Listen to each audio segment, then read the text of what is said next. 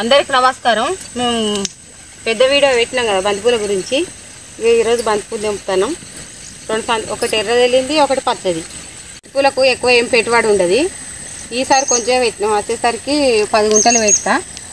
గడ్డి బాగానే పడ్డది, కలుపు ఒకసారి తీసిన. ఇక ఇంకోసారి ఏముండదు. ఇక చెట్టు పెరిగిందనుకో, ఆ చెట్టు ఇట్లా పెద్దగా అవుతుంది కాబట్టి గడ్డి ఏం పడనియదు. ఇక ఒకసారి అయితే ఇబ్బంది అవుతుంది. ఫస్ట్ సారి చెట్లు వేసేదాకా పిండి కొంచెం డిఏపి వేసిన.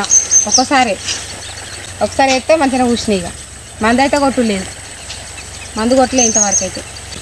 ఇవి ఇట్లున్నాయి చిన్నగా, అవే పచ్చి.